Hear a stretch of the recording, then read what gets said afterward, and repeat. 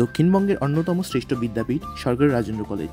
সরকারি রাজেন্দ্র কলেজের প্রতিষ্ঠাতা বৃহত্তর ফরিদপুরের কৃতি সন্তান ও সর্বভারতীয় কংগ্রেসের সভাপতি বাবু অম্বিকাচরণ মজুমদারের প্রচেষ্টায় 1918 সালের 1 জুলাই রাজেন্দ্র কলেজ প্রতিষ্ঠিত হয়। বাইশরশির জমিদার রমেশচন্দ্র রায়চৌধুরীর কর্তৃক আর্থিক সহায়তা শর্তে তার পিতা রাজেন্দ্রচন্দ্র রায়চৌধুরীর নামে কলেজটি নামকরণ করা হয়।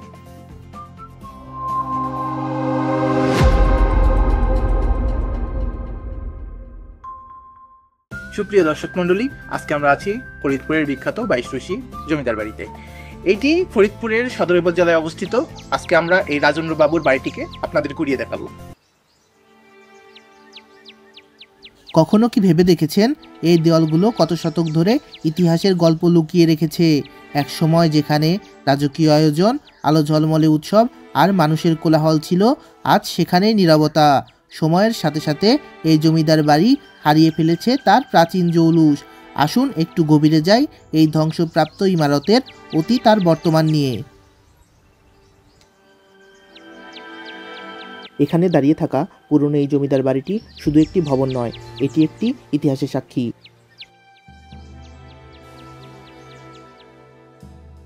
শতাব্দী প্রাচীন এক শৌর্যশালী প্রজন্মগাথা, যা আজ প্রায় বিলীন হতে বসেছে।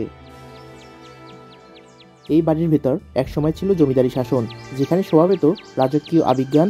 আজ কেবল ধ্বংসপ্রাপ্ত দেওয়াল এবং পুরনো স্মৃতিগুলোই অবশিষ্ট। বছরের পর বছর ধরে অবহেলা ও অযত্নের ফলস্বরূপ আজকের এই অবস্থায় দাঁড়িয়ে রয়েছে জমিদার বাড়িটি। স্থানীয় জনগণদের মতে অতীতের এই প্রাচুর্যতা আজ শুধুই ইতিহাসের পাতায় বাঁধা। একসময়ের শক্তির প্রতীক এই জমিদার বাড়িটি আজ প্রকৃতির সঙ্গে মিশে গিয়েছে আর বেড়ে উঠেছে গাছপালা ও শাখা প্রশাখা।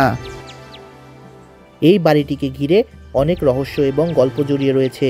বহু পুরনো দলিল এবং নথিতে লুকিয়ে রয়েছে জমিদারদের ইতিহাস, যা আজও অনেকের অজানা। উদ্ধরচন্দ্র সাহা লবণ ব্যবসার মাধ্যমে বিপুল সম্পত্তির মালিক হয়ে বাইশরশিতে অনেক জমি কিনে জমিদারি শুরু করেন। 1800 শতকের দিকে বাইশরশি জমিদার বাড়ির গোড়াপত্তন করেন উদ্ধরচন্দ্র সাহা। তিনি ফরিদপুর ও বরিশাল সহ 22টি পরগনার জমিদারি প্রতিষ্ঠা করেন। তার পুত্র কৃষ্ণ সাহা ও পরবর্তী প্রজন্ম জমিদারির পরিচালনা করেন। বংশানুক্রমে রামজয় রায়চৌধুরীর 2 পুত্র বৈকুণ্ঠ রায় ও নীলকণ্ঠ রায় জমিদারি ভাগ করে বড় তরফ ও ছোট তরফ গঠন করেন। বৈকুণ্ঠ রায়ের দত্তক পুত্র মহিমচন্দ্র রায় বাহাদুর শিবসুন্দরী একাডেমি প্রতিষ্ঠা করেন। তার বংশধররা বিভিন্ন শিক্ষা প্রতিষ্ঠান ও হাসপাতাল নির্মাণে অবদান রাখেন, যেমন ফরিদপুরের রাজেন্দ্র কলেজ এবং মহেন্দ্রনারায়ণ একাডেমি।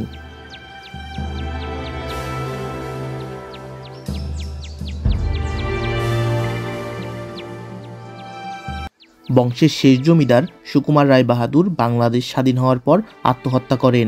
জমিদার বাড়িটির একটি অংশ বাংলাদেশ সরকার দখল করে সেখানে বাংলাদেশ সরকারের ভূমি অফিস প্রতিষ্ঠা করা হয়।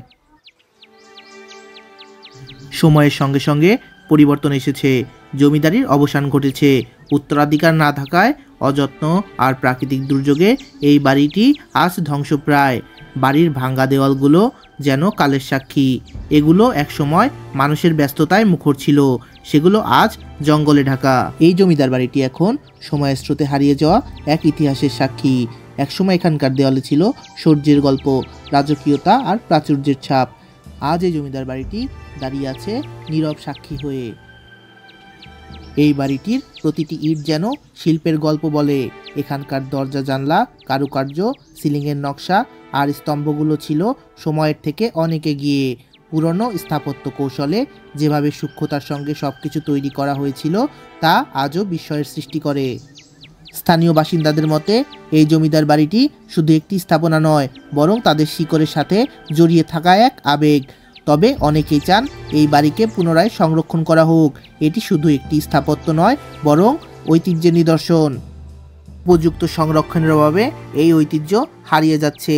কিছু স্থানীয় সংগঠন এবং ইতিহাসপ্রেমী মানুষ চেষ্টা করেছেন এটি রক্ষা করার, কিন্তু প্রয়োজন আরও উদ্যোগ, সরকারি সহায়তা এবং সচেতনতা।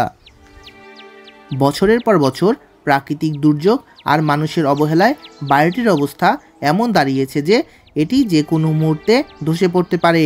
ভবিষ্যতে যদি এই বাড়িটির রক্ষণাবেক্ষণ করা হয়, তবে এই জমিদার বাড়িটি হতে পারে পর্যটন কেন্দ্র, ঐতিহ্যের এক উজ্জ্বল উদাহরণ।